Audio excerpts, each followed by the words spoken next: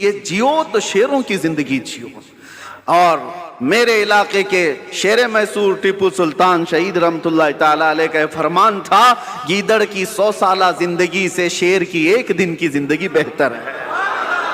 بزدلوں کی طرح گھٹ گھٹ کر کے لمبا جینے سے بہتر ہے علل اعلان 1 دن جی کر کے چلے جائیں. اس لیے کہ ہمیں پتہ ہے تلوے چاٹنے والوں کی تاریخ نہیں لکھی جاتی، باطل سے ٹکرانے والوں کی تاریخ لکھی جاتی ہے. آپ کو ڈر کس بات کا؟ آپ مجرم قوم سے ہیں؟ آپ چور قوم سے ہیں؟ آپ کا کیا خوف ہے؟ کس بات کا ڈر ہے؟ کیا قرآن جھوٹا ہے؟ کیا اللہ تبارک و تعالیٰ کی شان میں کوئی کمی ہے؟ میرے نبی پاک کے اخلاق میں کوئی کمی ہے؟ سب کچھ تمہارے پاس اچھا ہے، تو پھر ڈرنا اور سہمنا کیا؟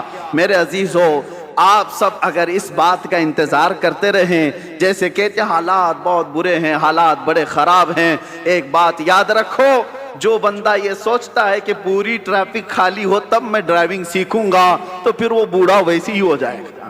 ہاں، گاڑی چلانا سیکھنا ہے تو ٹریفک میں آؤ، آپ کو اسی میں سیکھنا پڑے گا. ادھر ادھر کے اڑے تیڑے آتے ہی رہیں گے، ان کے بیچ میں ہی تم ڈرائیور بن سکتے ہو. چلنا سیکھو، اور انہی حالات سے گزر کر کے نکلو گے تو اللہ تبارک و تعالیٰ قوت کے ساتھ تمہیں جمع فرمائے گا. وہ قوم کبھی کامیاب نہیں ہوتی جو گھر میں بیٹھ کر کے مانگ رہی ہے کہ مدد آ جائے، مدد آ جائے. اگر ایسی ہی مدد آتی تو میرے نبی صلی اللہ علیہ وسلم 313 کو لے کر بدر تک نہیں جاتے. وہ مدینے میں بیٹھ کر دعا کرتے تو اللہ مشرکین کو ویسے ہی ہلاک کر دیتا. اگر نبی پاک صلی اللہ علیہ وسلم مسجد نبوی سے ہاتھ اٹھا دیتے، احد کے سارے مشرکین ویسے ہی مر جاتے. میرے نبی اپنے گھر سے نکلے، صحابہ اپنے گھر سے نکلے، میدانوں میں آئے اور اپنی طاقت و قوت کا استعمال کیا، اس لیے کہ یہ امت کو بتانے کے لیے کہ امت کا مزاج ایسا نہ ہو کہ کچھ بھی مصیبت آئی فاتحہ دلایا، دعا کیا، اللہ اس کے منہ میں کیڑے پڑ جائیں اور اس کو ایسا ہو جائے، اس کو ایسا ہو جائے، چادر اوڑھ کے سو گیا. میرے عزیزو، یہ مجاہدین کی زندگی نہیں ہے. مجاہدین کی زندگی یہ نہیں ہوتی، مومنین کی زندگی بھی یہ نہیں ہوتی، بلکہ مومنین کی زندگی یہ ہے جب تک اللہ نے بولنے کی طاقت دی ہے، حق بات کا اعلان کر کے جاؤ. اگر امام حسین رضی اللہ تعالیٰ عنہ کے ماننے والے ہو تو کبھی دل پر ہاتھ رکھ کر کے سوچو، ایک بار صرف اگر امام حسین سمجھوتا کر لیتے تو ان کا پورا خاندان بچ گیا ہوتا. ان کا خاندان بچنا کیا، مدینے کی گورنری مل جاتی، بہت بڑی وزارت مل جاتی. لیکن حسین اعظم کا مزاج یہ تھا، نہیں، جب کفر و شرک یا فسق و فجور چھا رہا ہو اس وقت سمجھوتے نہیں کیے جاتے، اس وقت میدان میں نکل کر حق بات کا اعلان کیا جاتا ہے، چاہے گردن بھی چلی جائے. حسین کا یہ مزاج ہے. ہم یہی اعلان کرنا چاہتے ہیں، اگر گردن چلی بھی جاتی ہے ہمیں اس کی پرواہ نہیں ہے، کیونکہ ہم پروانے ہیں اور شمع کے اطراف مٹنا ہی پروانے کا کام ہے. شمع کے ارد گرد مٹ جانا ہی پروانے کا کام ہے. اور ختم ہونے سے کسی کے اسلام ختم نہیں ہوتا، اسلام زندہ ہوتا ہے ہر کربلا کے بعد. اسلام زندہ ہوتا ہے ہر کربلا کے بعد. بس میں آپ سے یہ گزارش کرنا چاہوں گا، آپ جس طریقہ کار کو جو نوجوانوں نے آج پکڑ رکھا ہے اس سے توبہ کر لیں. یہ نشہ کا ماحول، یہ خرابیوں کا ماحول، یہ جو دور دورہ چل پڑا ہے، اے نوجوانوں، یہ تمہاری زندگی کو سیب نہیں دیتا. یہ شیوا امت مصطفیٰ کا نہیں ہے. قرآن میں جس امت کو اللہ نے خیر امت کہا ہے، سب سے بہترین امت، کیا وہ بہترین امت آج نشہ کے اڈوں پر بیٹھ سکتی ہے؟ کیا وہ بہترین امت تاش کے پتوں پہ اپنی زندگی گزارے؟ کیا وہ بہترین امت رات بھر یہ سارے سوشل میڈیا پر اپنا وقت برباد کرے؟ یہ خیر امت کا لقب اللہ نے تمہیں قرآن میں عطا کیا، اس کا پاس و لحاظ تو رکھو. اور تمہیں اللہ تعالیٰ نے اتنا محفوظ رکھا، اتنا محفوظ رکھا، قسم رب ذوالجلال کی میں آپ کو بتاؤں، ابھی بھی ہم جمعہ پڑھیں گے، آپ کی پیشانیاں سجدے میں جاتی، سب کی پیشانیاں سجدے میں جاتی. ایک بات کا خیال رکھنا، انسان کو زندگی میں سب سے زیادہ ضرورت کس چیز کی ہے؟ وہ رزق کی ہے، کھانے کی ہے.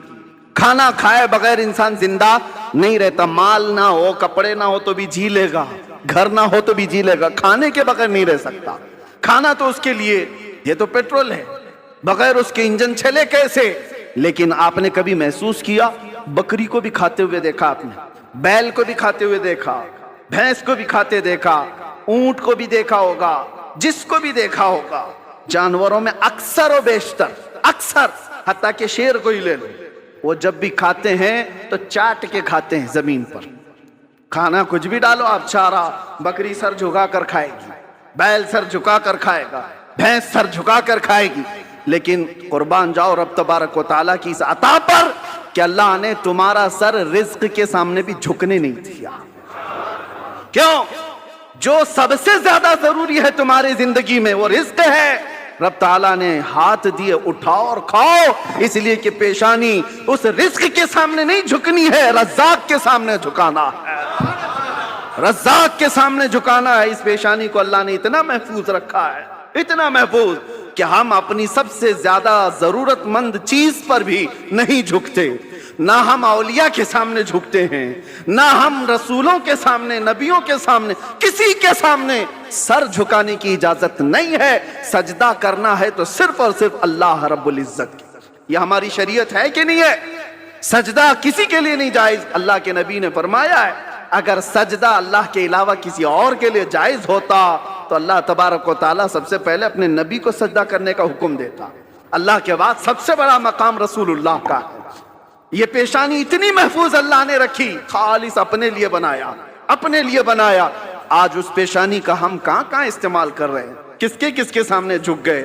इसीलिए मेरे अजीजों, अगर तुम दुनिया के सामने झुकते रहोगे, जलील होते ही रहोगे, जलील होते ही रहोगे, और एक जगह नहीं, 1000 जगह झुकना पड़ेगा, 1000 जगह। और इकबाल इसी को कहता है, वो एक सजदा जिसे तू गिरा समझता है, वो एक सजदा जिसे तू भारी समझता है, अरे 1000 सजदों से देता है आदमी को नजात। एक बार यहां जो झुक गया, अल्लाह उसको दूसरी जगह झुकने नहीं देता।